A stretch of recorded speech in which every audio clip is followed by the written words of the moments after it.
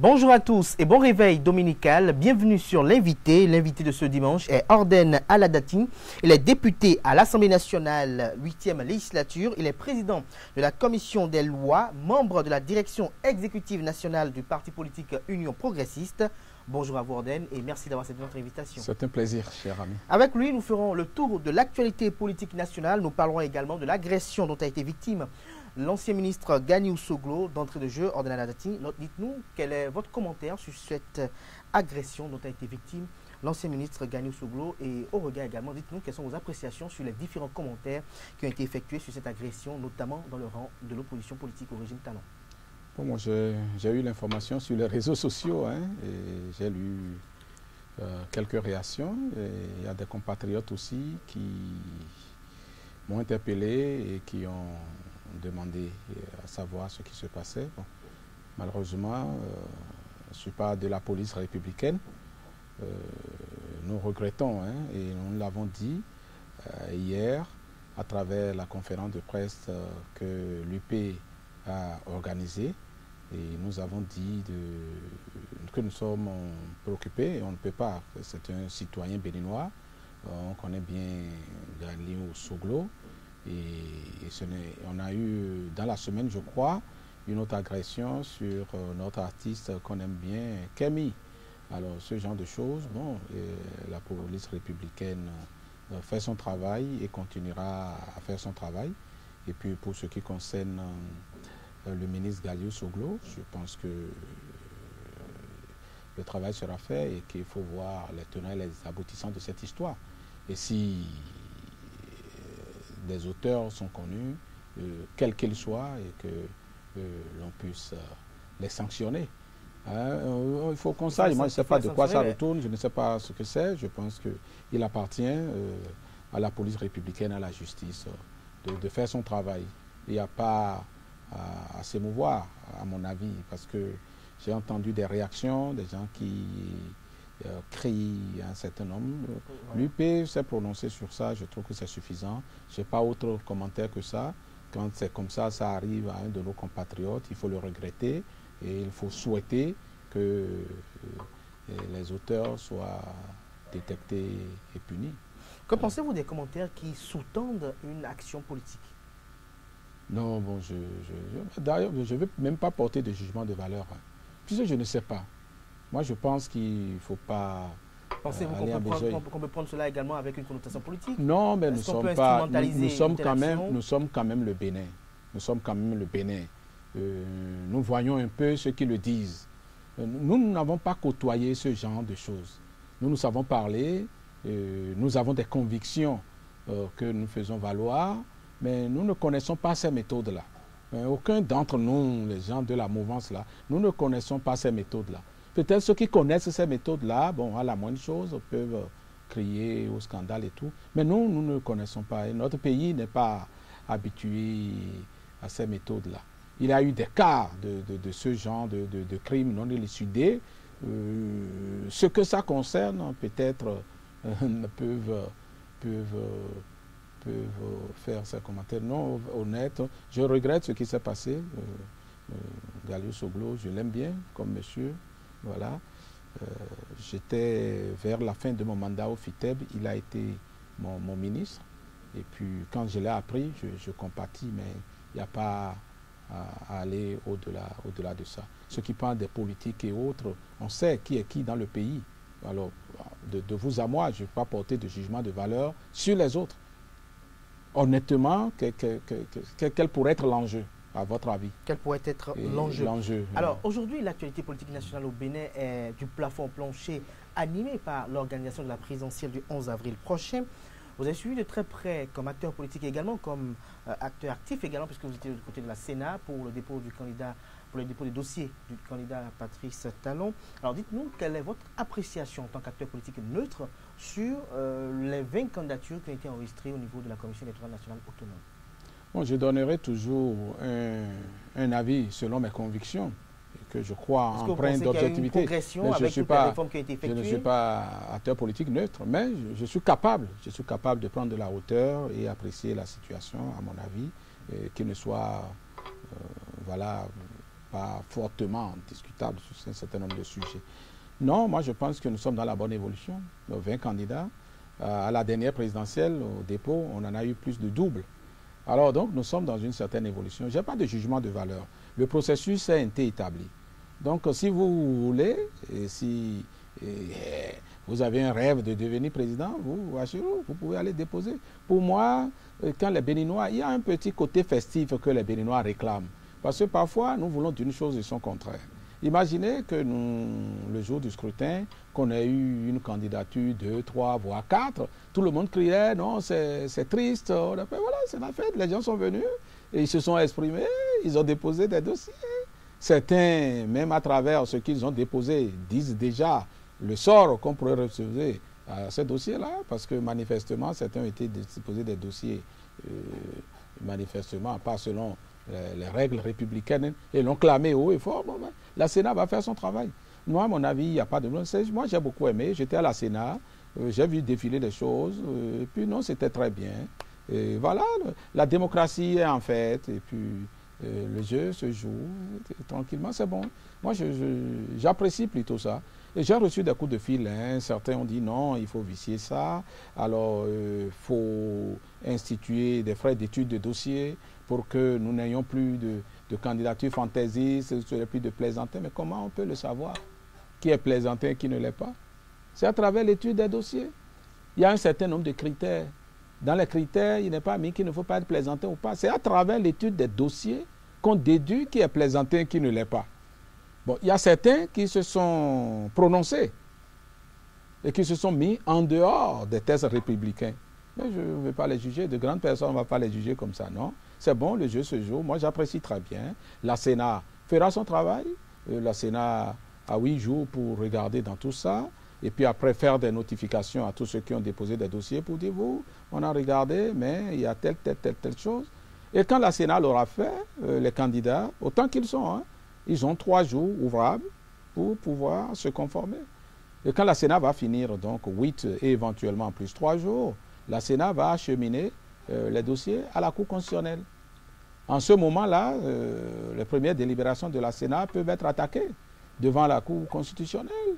Et donc la démocratie joue, les institutions jouent. Laissons le jeu se jouer tranquillement. Laissons le jeu se jouer. Alors, au cours de cette présidentielle, il y a un élément majeur et nouveau qui quand même a fait couler beaucoup d'encre de salive. Il s'agit du parrainage.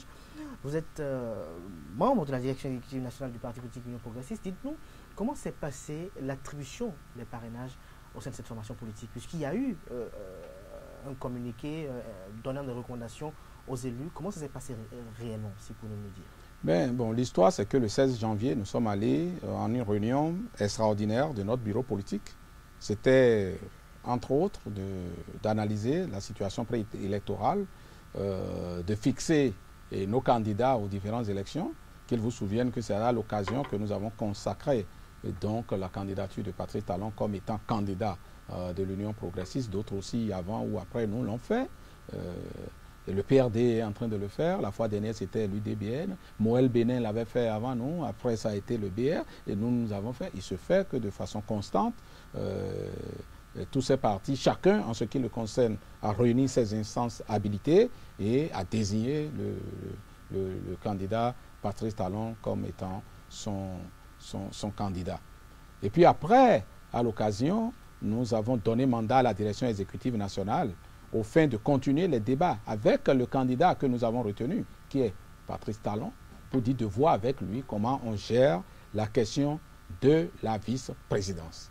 Voilà la recommandation qu'on a eue, numéro 1. Mais il y a une autre recommandation qui a visé à dire aux parrains, donc députés et maires UP, qui leur a demandé de pouvoir parrainer autres candidats en dehors du candidat que nous avons élu. Nous escamontons cela très vite. Mais ça a été un acte politique très fort. Parce qu'en principe, un parti politique qui désigne son candidat, c'est ce candidat que normalement tous les militants doivent supporter. C'est ce candidat que donc tous les militants, donc tous les députés et tous les maires UP devraient parrainer. Alors, pour les députés, c'est un peu particulier parce que le mandat n'étant pas impératif, il est difficile de faire injonction à un député pour dire d'avoir fait ceci. Mais le parti peut donner des consignes. Le parti peut donner des consignes. Et le parti, ce n'est pas... Et quand on dit que le parti a donné des consignes, ce n'est pas une, deux personnes. C'est nous tous ensemble. Parce que ce bureau politique extraordinaire, il est fait de nos instances, des membres du bureau politique. Et quand vous dites les membres du bureau politique, c'est y compris déjà la direction exécutive nationale. Mais nous avons étendu ça à tous les ministres, parce que tous les ministres ne sont pas membres du bureau politique. Nous avons étendu ça à tous nos maires. Tous nos maires ne sont pas membres du bureau politique. Nous avons étendu ça à tous nos députés. Tous nos députés ne sont pas membres du bureau politique. Donc c'est une instance, c'est nous-mêmes qui nous sommes dit, pour être en cohérence avec ce que nous avons consacré à travers les tests, repris et consolidé au dialogue politique, qui est qu'il faudrait que désormais au Bénin, que ce soit les partis politiques qui contrôlent de bout en bout la dévolution du pouvoir politique. Nous avons consacré à travers l'une des recommandations qu'il faudrait pas des mécanismes législatifs, que l'on puisse asseoir la prépondérance des partis politiques dans la dévolution du pouvoir d'État et du pouvoir politique au Bénin. Nous l'avons consacré à travers le code électoral pour les élections législatives, parce que là, c'est les partis qui proposent des listes, et si vous n'êtes pas parti d'envergure, vous ne pouvez même pas être éligible au partage des sièges. Idem pour les élections communales. Il n'y a que les élections, l'élection présidentielle, qui, selon les contraintes constitutionnelles que nous avons, pourrait échapper à cette logique. Comment?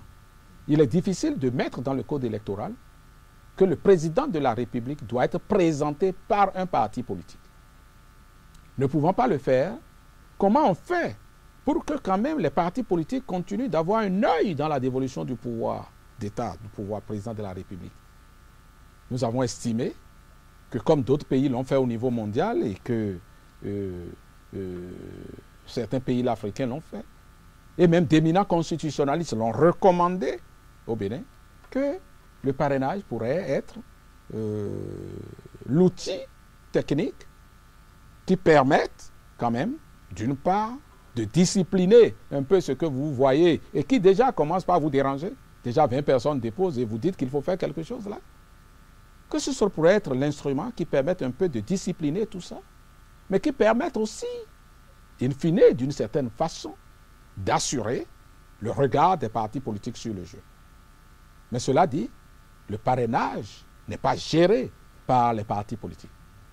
Le parrainage est géré par des individus, députés et ou maires, mais qui quand même, cependant, doivent obéir à une certaine discipline de leur parti. C'est pourquoi, si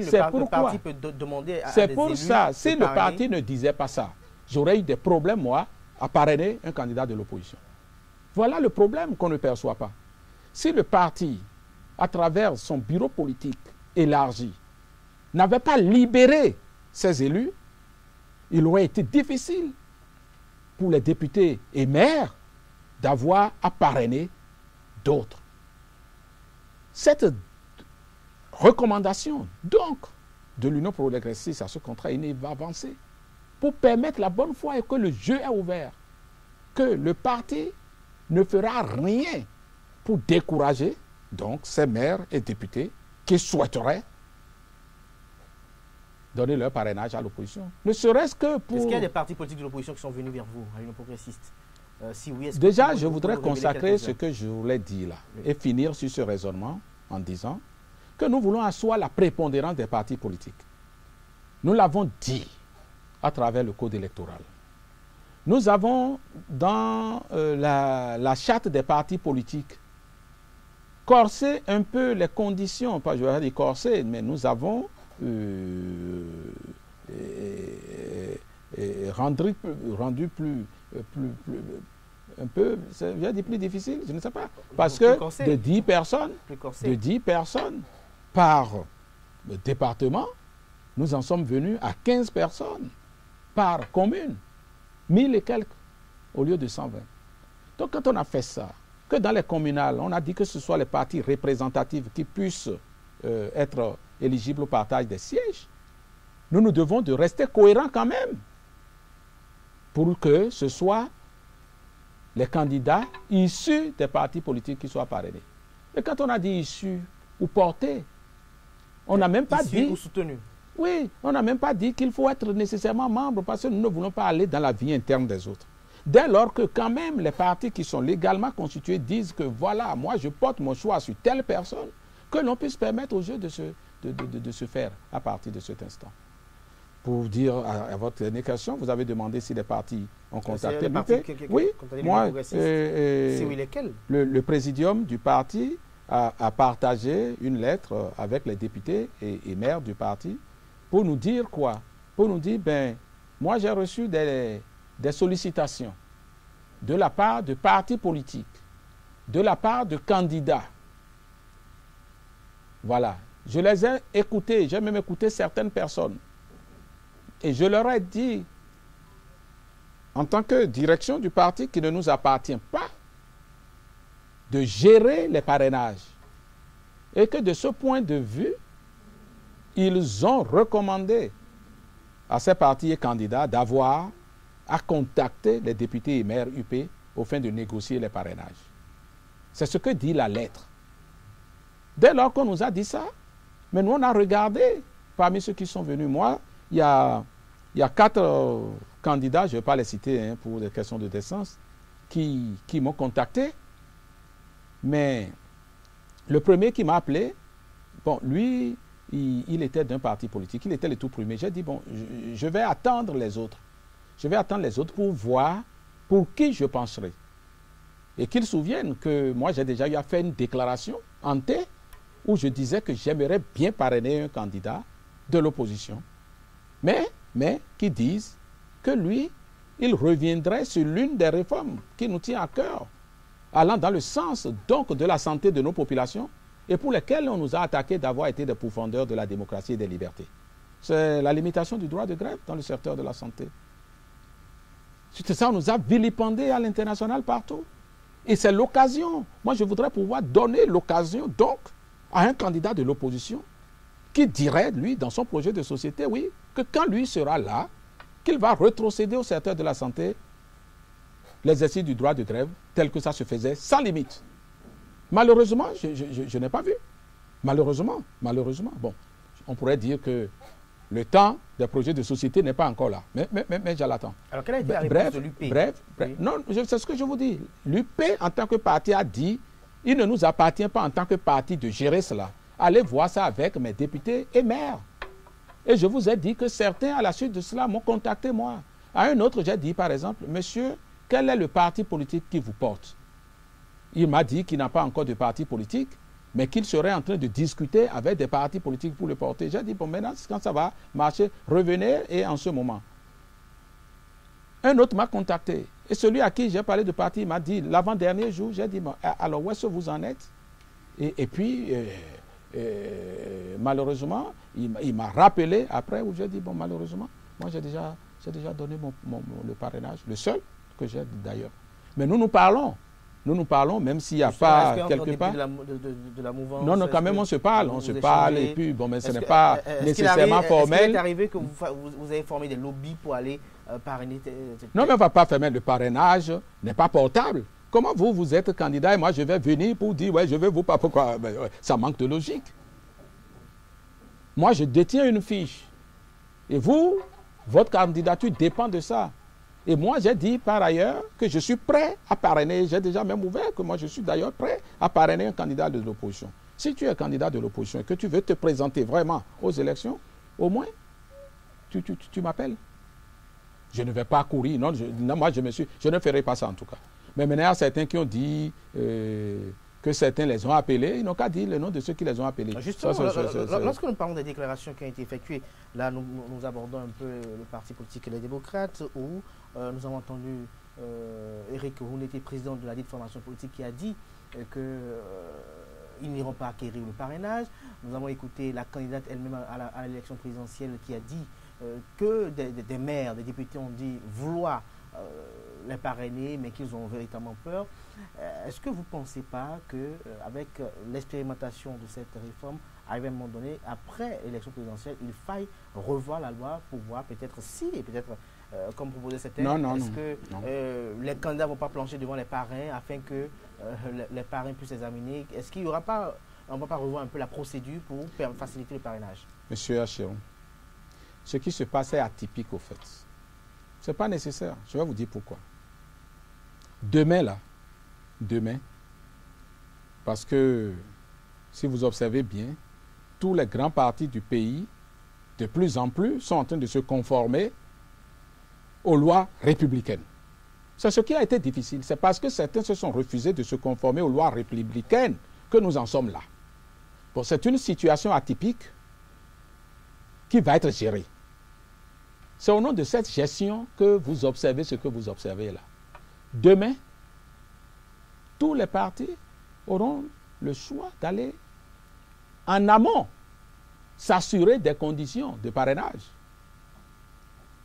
Bon, demandez, si demain, après les élections législatives de 2023, nous allons aux élections, et que c'est 3-4 partis seuls qui ont des députés à l'Assemblée nationale.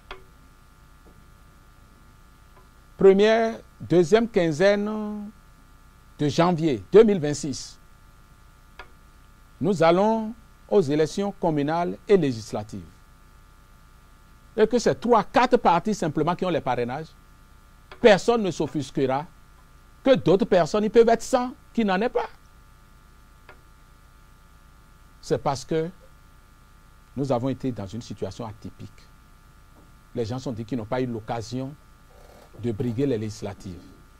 Nous avons été au dialogue politique, espérant que quand même les communales qui devraient venir permettraient à tous les partis représentatifs au moins d'avoir le nombre de maires requis pour avoir au moins 16 parrainages. Mais vous avez vu ce qui s'est passé. Harakiri dans le même camp, le président d'honneur du parti démissionne, sabote la liste et empêche le parti dont il est issu, qu'il a créé, d'avoir les parrainages requis. Et après, on a dit que c'est nous qui avons exclu. Les mêmes personnes aujourd'hui disent déjà, nous n'allons pas, même si on nous donne, nous n'allons pas prendre. Au même moment que le président du parti dit, le président, hein, ce n'est pas n'importe qui, si on nous donne, nous n'allons pas prendre, la candidate à la présidence dit, nous avons demandé et on a bloqué. Bon, allez leur demander d'abord entre les deux qui dit la vérité, avant que moi je ne réponde à ça. Qui dit la vérité? Vous devez demander entre l'honorable Éric Rondeté, qui dit si on donne, nous n'allons pas prendre, même si on ne donne pas prendre, et donc Mme Riki Amadougou, candidate donc démocrate, l'une des candidates démocrates.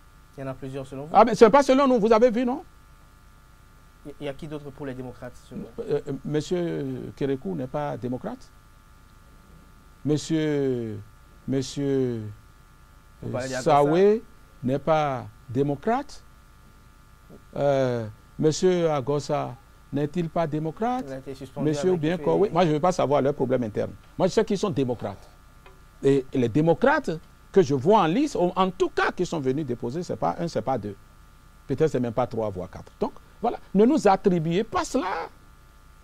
Non, je ne comprends pas, je ne nous comprends pas. Mais quand même, répondre lorsqu'il crie à l'exclusion, il estime que parce qu'ils n'ont pas d'élus, ils ne devaient pas venir commencer par rentrer dans les négociations. Mais qui a empêché qui d'avoir des élus? Bon, passons pour les législatives, parce que ça fait, on a solutionné, nous sommes allés au dialogue politique. Il y a les communales.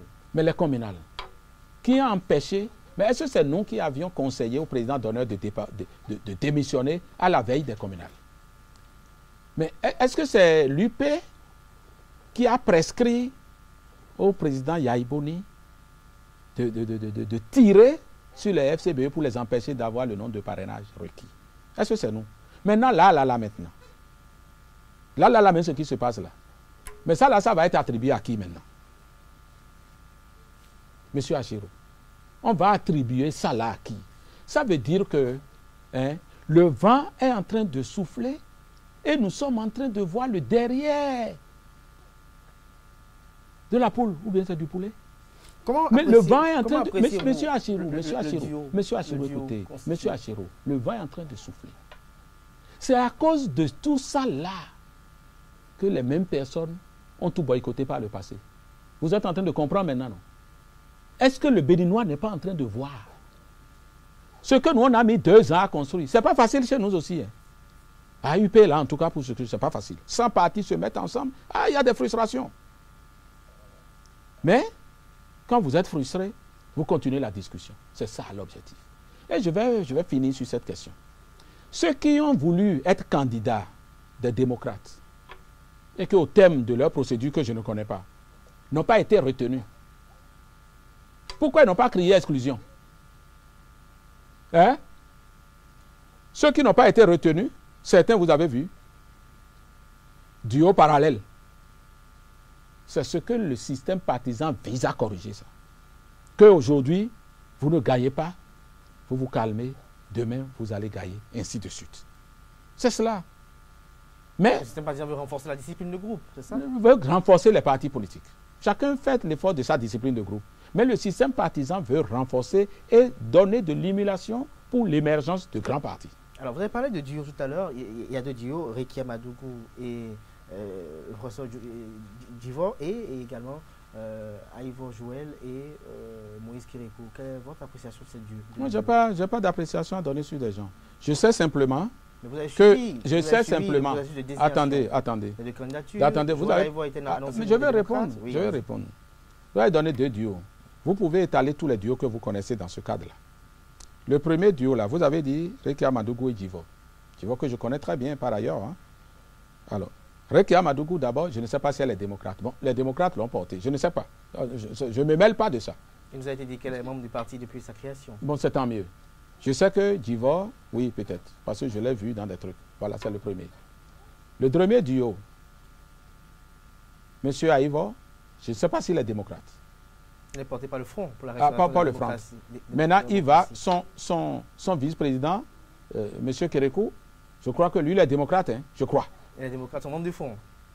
Vous voyez, bon, attends, maintenant, qu'est-ce que nous suivons dans ça? Je suis embrouillé, personnellement, je suis embrouillé. Parce que même les communiqués que nous avons vu passer, on a vu 1, 2, 3. Un le matin, un autre à 20h30. J'ai vu des choses comme ça, bon, quand même. Mais c'est normal. Hein. Des gens qui apprennent à se mettre ensemble, ce n'est pas facile. Je vous ai dit, pour nous-mêmes, là, on a eu des difficultés. C'est dommage simplement que ces difficultés-là apparaissent simplement à la veille d'une élection. Non. Il faut s'être réveillé tôt. Ainsi, ces difficultés-là, petit à petit, vous les aplanissez. Vous apprenez à vous connaître, à mettre des règles du jeu. Et avec le temps, quelqu'un qui perd apprend à supporter par discipline, ainsi de suite. C'est cet effort que nous faisons. Les gens sont dit ici que quand on voudra faire les listes pour les législatives, l'UP va s'éclater, que le BR va s'éclater. Rien n'y fit.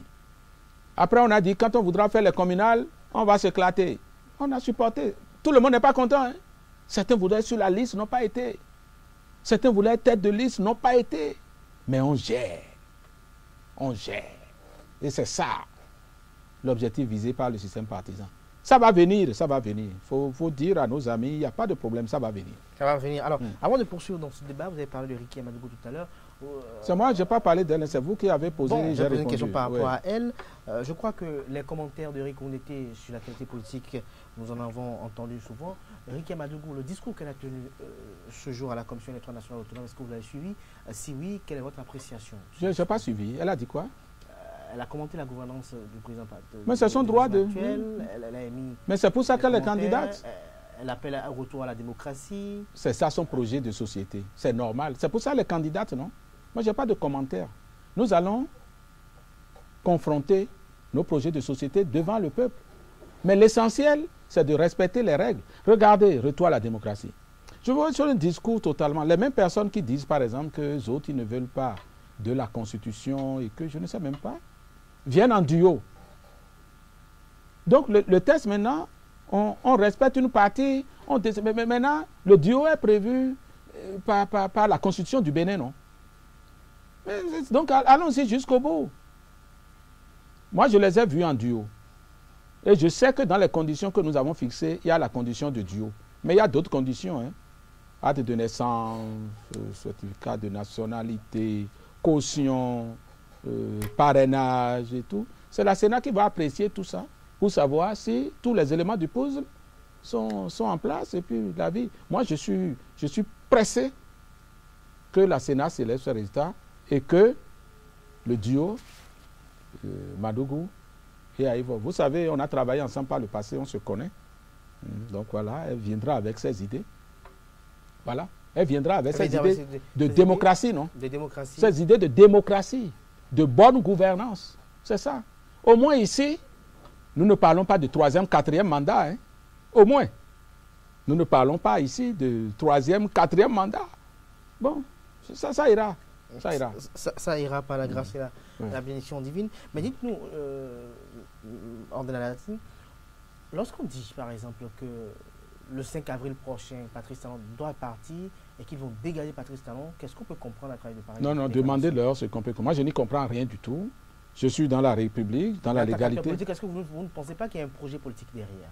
Non, c'est à eux d'avoir leur projet politique. Attendez. Vous l'avez relevé tout à l'heure qu'il y a un respect partiel de la Constitution. Mais c'est eux, moi j'observe, mais je n'irai pas plus que ça. Leur projet politique, c'est leur projet politique. Mais nous sommes dans la République. Si leur projet politique rentre dans les textes de loi du Bénin, ben voilà, on donnera l'occasion au peuple de voir entre les deux projets politiques ce que le peuple choisit.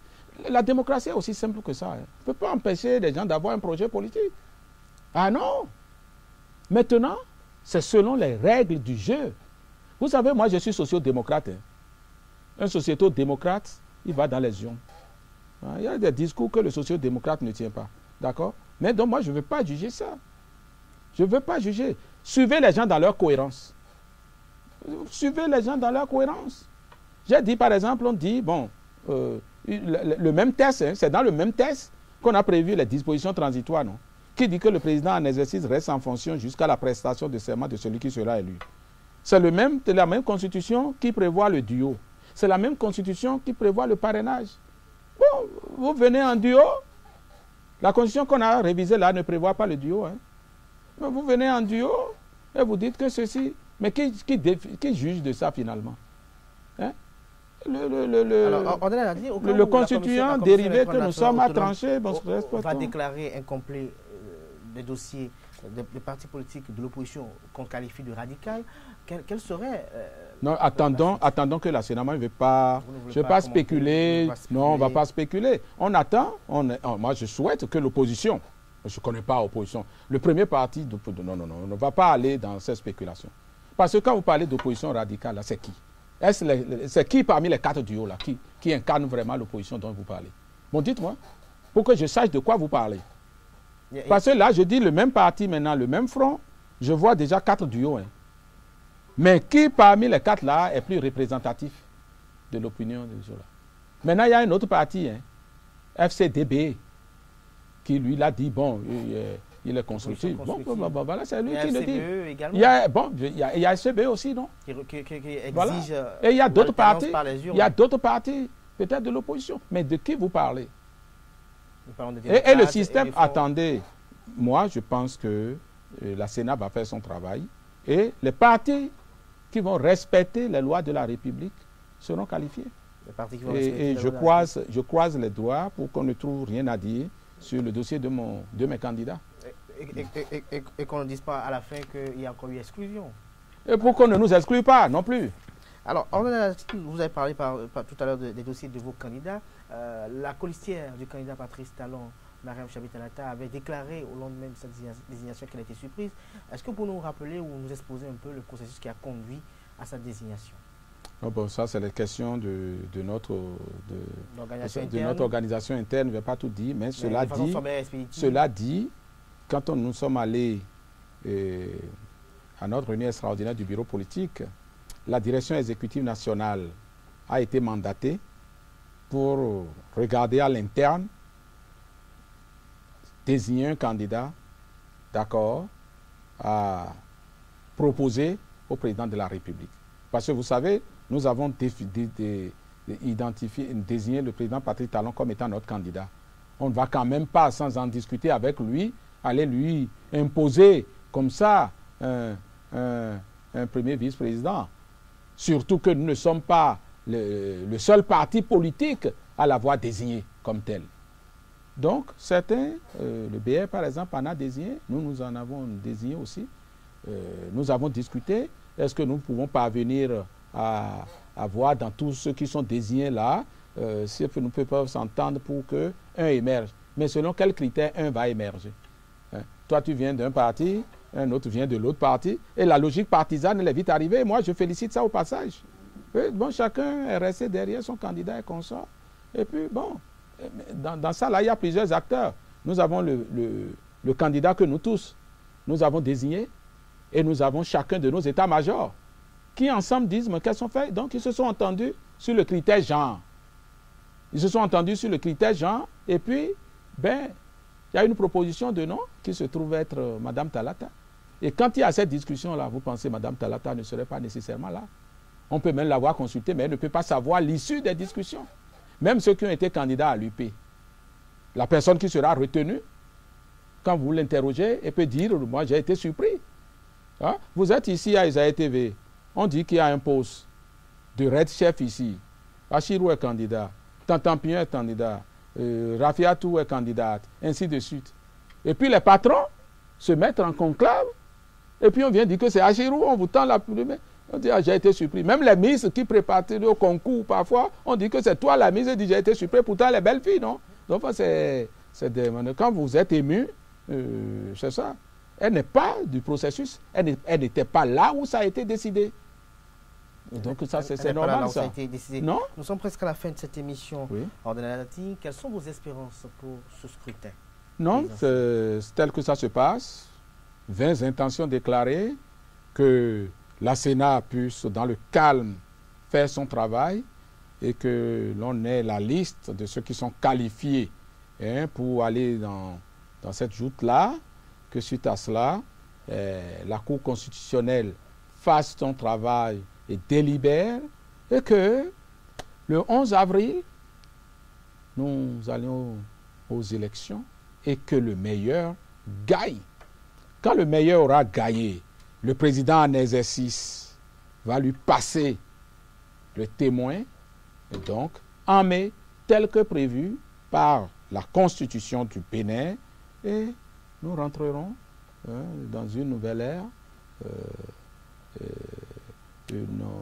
On verra le gouvernement qui en serait issu. L'essentiel pour moi, c'est que mon candidat et mes candidats, mon duo, gagnent pour que ce que nous avons entrepris et ce qui est en train d'être ensemencé, qui a commencé par germer, puisse vraiment fleurir et que donc ce qui en sortira, les fruits, puisse rejaillir dans la vie de chacun d'entre nous. Ça jaillit déjà, rejaillit déjà dans notre vie communautaire. Dans notre vie communautaire, notre espoir, c'est qu'avec un peu plus d'efforts, chacun commencera par sentir le fruit de ces efforts consentis par tous. Nous avons mis 5 ans, nous avons consenti des efforts. Les populations, quand vous les interrogez, ils commencent par voir. Collectivement, ça commence par aller. Il reste des aspects où on voudrait, vous voyez, si au niveau de H, on le fait et que quelqu'un démuni qui va à l'hôpital, qui est pris en charge, voilà, lui va le sentir dans sa poche et dans sa famille. Et voilà.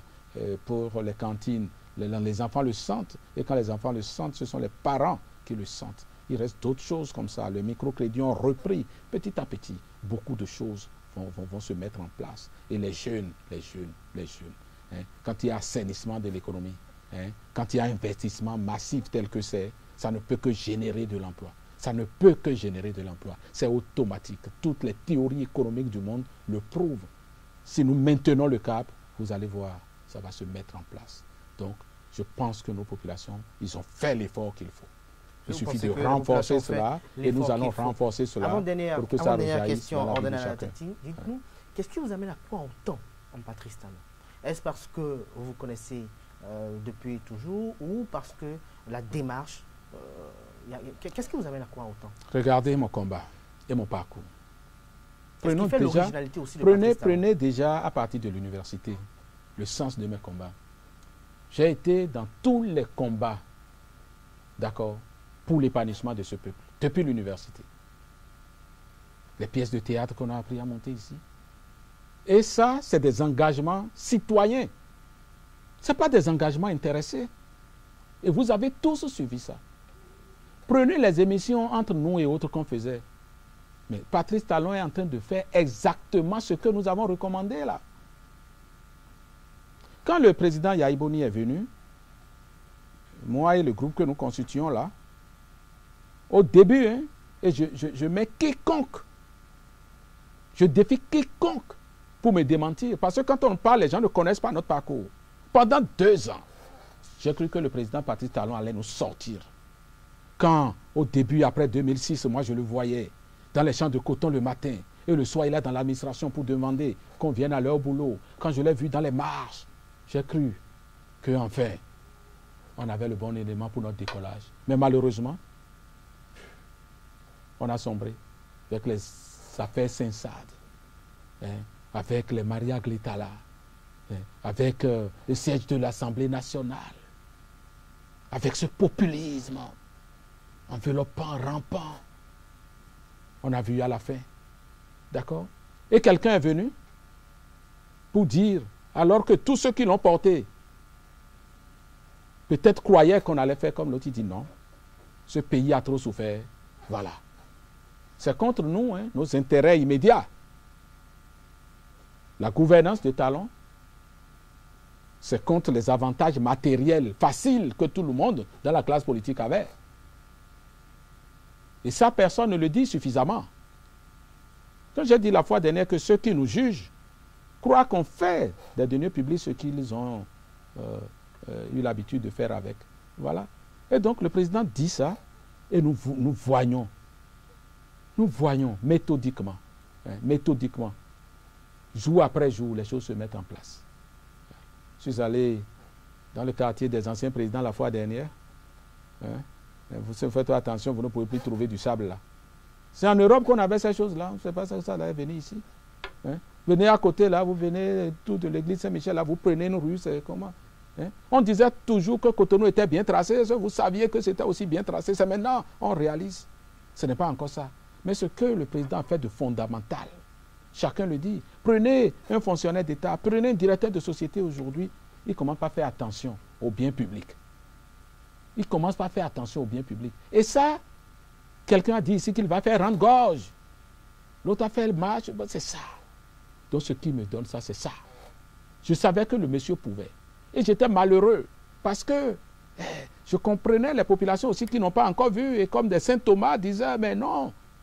Parce que lui aussi, il a été victime des errements du passé. Ceux qui sont passés par le passé, qui ont dit je vais faire, n'ont pas fait, ça a fini. Donc, pas décevoir nos concitoyens. Et quand vous êtes en politique et vous le dites, on a donc l'impression que vous voulez faire comme les autres. Au début, ça a été très difficile, on nous a insultés. Mais ces populations ont commencé par voir, mais avec ce que ce monsieur fait, mais les autres, ils ont eu raison de le soutenir. Avec tant de foi, tant d'énergie, tant de sacrifices, tant de renoncement. Voilà. Ceux qui ont fait Mercredi Rouge avec moi, et on dit, mais voilà. On dit, bon, l'essentiel, c'est qu'on mette un système de justice sociale. Vous participez au concours, vous n'avez pas besoin d'intervention, on déclare les examens, vous êtes réussi, et puis vous prenez votre poste. C'est ça, une nation.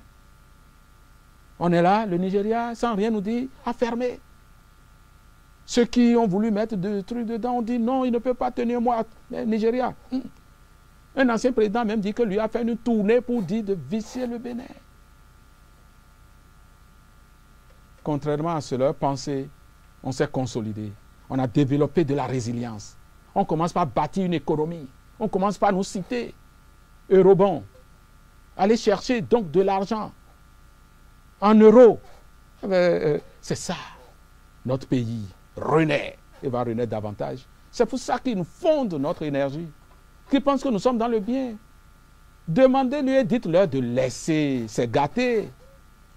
Les gens ont voulu perturber ça, ils n'ont pas pu. Ils n'ont qu'à laisser, c'est notre pays. On jette l'opprobre sur le pays. Il y a un incident qu'on déplore tous. On veut l'instrumentaliser pour dire, c'est Patrice Talon. Et pourtant, on s'acoquine avec ceux qui sont chantres de ça. Non, ce n'est pas bon. C'est pas bon. Disons à tout le monde, bas la terre. Enfin, chez moi, on dit Velay. C'est notre pays. Pourquoi certains? D'autres, ils ont été au pouvoir. Moi, ici, je n'ai pas été d'accord. La lépie telle qu'elle était faite, vous avez vu, non? Au forceps, ça s'est fait. Qu'est-ce que j'ai dit? J'ai porté du rouge.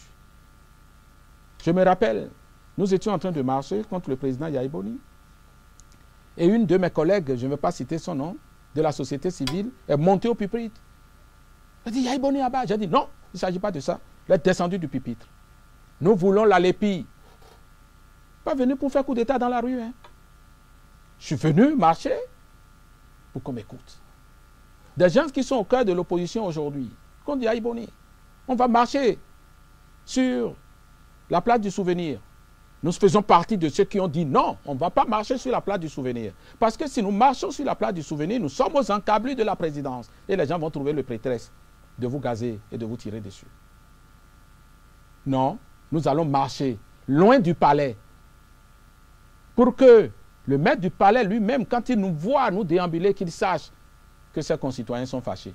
C'est ça, la lutte politique, la lutte citoyenne.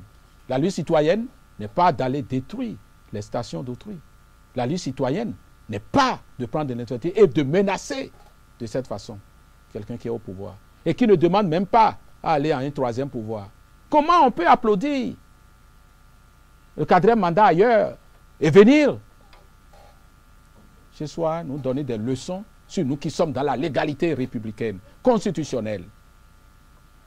Nous avons touché au texte et nous avons limité notre propre mandat de député. Nous avons touché au texte, nous avons renforcé. Nul de sa vie ne peut faire plus de 2 mandats. Applaudissons ça. Donc ça, les coordonnateurs, il reste encore combien de mandats de député? Ah, le texte? Mais faites les calculs. Dernière question, vous allez regarder droit. C'est Dieu qui pourvoit tout ça. Regardez droit dans la caméra et dire un mot à l'endroit de vos sympathisants, militants et également tous ceux qui nous regardent en dehors du territoire national et qui prennent beaucoup de temps à nous suivre sur cette émission. Regardez les droits dans la caméra et dites un mot. Non, je voudrais dire à mes concitoyens, tous les Béninois, je ne parlerai pas simplement de mes militants, à ceux qui pensent qu'il est possible de transformer ce pays-là, qui se battent, qui se sacrifient, de leur dire que leur sacrifice ne sera pas vain. On commence déjà par avoir les fruits et ces fruits vont se renforcer. Quand au début, nous allons donner les indications, beaucoup n'ont pas cru. Aujourd'hui, tout le monde commence par voir les fruits. C'est cela, hein, avoir la foi, avoir servi son pays dans le dévouement. C'est ce que nous recommandons à mes concitoyens qui ne croient pas en ce que fait le président Patrice Talon. Je leur dis que c'est leur droit. Mais l'essentiel, c'est de porter ces préoccupations selon les voies républicaines. Nous avons fait des tests, ça ne vous a pas plu. Nous allons les appliquer. Voici venu le moment d'aller aux élections. Nous voyons dans d'autres démocraties, les gens se battent, inverser l'ordre établi et dicter de nouvelles règles. Attendons ce moment. Nous pensons que ce que nous faisons, c'est ça qui est bon, qui est juste pour ce peuple. Et qui plus est, nous sommes très nombreux d'ailleurs à le dire. Mais ceux qui supportent le président de la République aujourd'hui, c'est l'essentiel de la classe politique. J'ai identifié dans le front, vous avez 3 partis politiques.